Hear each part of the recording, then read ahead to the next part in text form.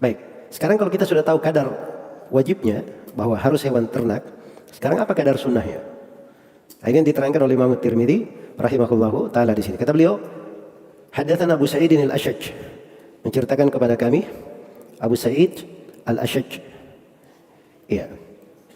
Abu Sa'id ini kunyah ya, nama beliau Abdullah bin Sa'id. Abdullah bin Sa'id al-Kufi, al-Kindi. Iya.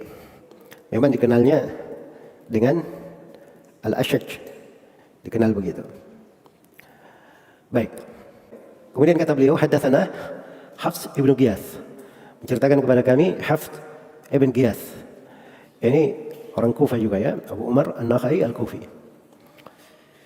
An Ja'far bin Muhammad. Ini sudah masuk kepada orang Medina. Ini sanad Kufa kepada orang-orang Medina. Ja'far bin Muhammad bin Ali bin Husain bin Ali bin Abi Thalib. Ya. Radhiyallahu anhu. Abu Abdullah Al-Madani. Ini yang digelari dengan nama Ja'far As-Sadiq. Ja'far As-Sadiq. Ini dari Ahlul Bait ya. Dari Ahlul Bait. Keturunan Ali bin Abi Thalib, cucu Rasulullah sallallahu alaihi wasallam. Bani Hashim. Iya.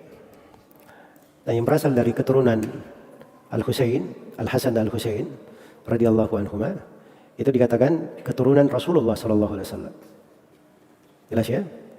Karena Nabi sallallahu alaihi wasallam berkata, "Inna ibni hadza sayyid." Sungguhnya anakku ini, beliau sebut ibni dengan kata anak. Dan itu hukum melekat pada Al-Hasan dan Al-Husain radhiyallahu anhuma. Jelas ya? Yaitu nasab Ahlul Bait. Nasab Ahlul Bait. Dan tidak boleh ekstrim ya, tidak boleh pula menyepelekan. Tidak boleh ada yang berkata, tidak ada Ahlul Bait sekarang yang syah nasabnya. Semua yang mengaku Ahlul Bait itu dusta. Itu kalimat itu sendiri itu kedustaan. Tidak boleh berucap seperti itu. Mencela nasab orang secara umum. Apalagi itu nasab Rasulullah sallallahu alaihi wasallam, dan nanti di akhir zaman akan keluar Imam Mahdi, itu dari nasab Nabi sallallahu alaihi wasallam. Jelas ya? Maka berucap seperti itu kebatilan. Sebagaimana sebagian orang mengaku-ngaku keturunan Nabi dan tidak ada asal usul di nasabnya, itu juga para pendusta.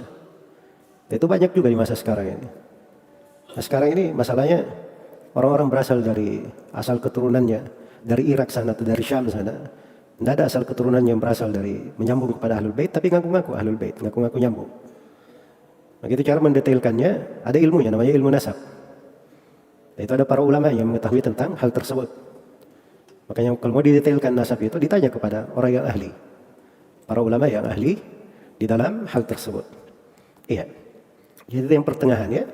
Tidak boleh ekstrim tidak boleh ekstrim berlebihan, dan tidak boleh pula keterlaluan menyepelekan.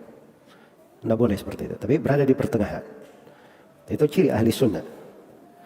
Baik, kemudian kata beliau rahimahullahu taala, nabihi, dari ayahnya. Ya, ayahnya Muhammad bin Ali bin Husain bin Ali bin Abi Thalib, Abu Ja'far Al-Bakir. Ya, Muhammad bin Ali ini gelarnya Al-Bakir. Ya, tadi Ja'far bin Muhammad gelarnya As-Sadiq. Ini Muhammad bin Ali gelarnya Al-Bakir. Terus bapaknya lagi Ali bin Husain, digelari Zainul Abidin. Zainul Abidin. Kemudian Al-Husain bin Abi Thalib, itu cucu Rasulullah sallallahu alaihi wasallam, sibtu Rasulullah sallallahu alaihi wasallam, wa Raihanatu, dan Ali bin Abi Thalib, semuanya sudah kenal. Radhiyallahu anis sahabati ajma'in wa anil a'immah rahimahumullahu taala. Baik. Jadi ini sanad Ahlul Bait ya. Ya. Ini penggambaran kalau Ahlul Baitnya itu lurus, dia itu belajar, menuntut ilmu. Ya, seperti di sini Muhammad bin Ali Al-Bakir, dia belajar kepada Abu Sa'id Al-Khudri. Belajar dari sahabat. Mereka hadir belajar kepada Jabir bin Abdullah. Sebab nasab itu bukan segalanya di dalam ketinggian. Tapi yang meninggikan seseorang itu adalah keimanan dan ilmu. Makanya kalau ada nasabnya tapi tidak beriman, menyelisihi jalan Rasulullah sallallahu alaihi wasallam, itu tidak dianggap. Bahkan mungkin dia akan menjadi musuh Rasulullah pada hari kiamat. Karena itu ketika anak Nabi Nuh alaihi salam kafir, tidak mengikuti ayahnya, Allah berfirman kepada Nabi Nuh, "Innahu laisa min ahlik. Innahu amalun ghairu salih." Dia itu bukan keluarga kamu. Diputus nasabnya oleh Allah. karena tidak mengikuti Nabi Nuh di dalam keimanan. Ya sama kalau dia mengaku ahlul bait misalnya, keturunan Nabi, tapi pekerjaannya menyelisihi sunnah Rasulullah SAW, bikin bidah seenaknya saja. Ya, kerjanya mencaci maki pemerintah. Ini musuh-musuh Rasulullah pada hari kiamat. Karena Nabi yang memberi perintah untuk mendengar dan taat kepada pemerintah, mendoakan kebaikan untuk mereka. Jadi ini makna harus dipahami ya. Jangan tertipu dengan slogan-slogan dan ucapan-ucapan. Jadi ini sudut saya simpulkan ya di pembahasan Ahlul Bait. Satu, Ahlul Bait itu punya kedudukan di tengah umat Islam, dicintai, dihormati. Yang kedua, tidak boleh sembarangan mencela nasab orang. Tidak boleh sembarangan mencela nasab orang. Kemudian yang ketiga, tidak setiap orang yang mengaku Ahlul Bait dia Ahlul Bait, tapi harus diperiksa dari nasabnya. Kemudian yang keempat, Ahlul Bait itu yang menjadi standar kebaikannya itu dengan keimanan dan ilmu, mengikuti petunjuk Rasulullah SAW. Kapan dia menyelisihi Rasulullah SAW, maka nasab itu tidak bermanfaat. Nasabnya tidak bermanfaat. Ya wallahu taala alam. Baik, kemudian yang di sini dikatakan An Abi Sa'id Al-Khudri radhiyallahu anhu. Dari Abu Sa'id Al-Khudri radhiyallahu anhu, nama beliau Sa'ad bin Malik bin Sinan. Ya, Sa'ad bin Malik bin Sinan. Abu Sa'id Al-Khudri. Bagaimana antum, masih semangat saya kasih nama-nama rawi atau sudah capek? Hah? Ya, sudah terlalu banyak pembagian saya kasih antum. Ini ada 7 orang, 10 orang. Hah? Nah, sekarang saya kasih 3 lagi. Yang bernama Sa'ad bin Malik, di tengah para sahabat itu ada 3 orang. Ini satu Abu Sa'id Al-Khudri, dan satu lagi Sa'ad bin Abi Waqqas. Sa'ad bin Abi Waqqas itu namanya Sa'ad bin Malik juga. Nama ayahnya Malik. Sa'ad bin Malik. Kemudian yang ketiga, Sa'ad bin Malik ayah dari Sahal bin Sa'ad As-Sa'idi. Anaknya lebih terkenal ya, namanya Sahal. Sahal bin Sa'ad bin Malik. Nah, beliau dan ayahnya dua-duanya sahabat. Dua-duanya sahabat. Ya, kalau antum ditanya, yang bernama Sa'ad bin Malik dari kalangan sahabat ada berapa orang? Ada 3. Yang pertama Abu Sa'id Al-Khudri, kemudian yang kedua Sa'ad bin Abi Waqqas, kemudian yang ketiga ayah dari Sahal bin Sa'ad bin Malik As-Sa'idi radhiyallahu anhum ajma'in. Baik.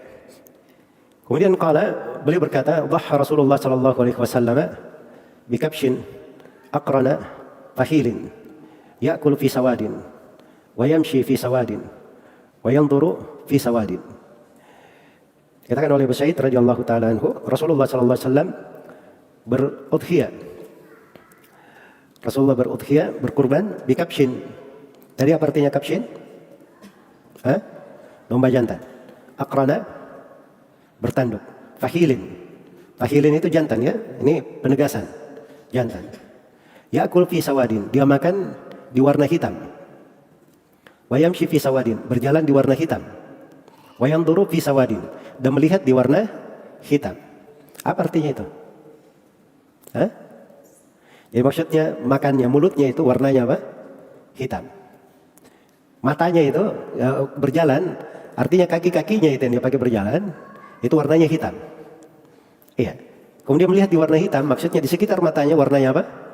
Hitam. Nah, ini domba cakep sekali ya. Dombanya warnanya putih, ya, mulutnya hitam, matanya hitam, kemudian kaki-kakinya hitam. Yang lainnya bulunya apa? Putih. Nah, ini amlah juga namanya ya, karena didominasi dengan warna apa? Warna hitam. Didominasi oleh warna hitam. Dan ini jenis dari kambing, ya masya Allah ya, sangat dicintai. Jadi penampilannya saja orang sudah senang melihatnya begitu. Baik. Kata Imam Tirmidzi rahimahullah, "Hada haditsun hasanun sahihun gharib.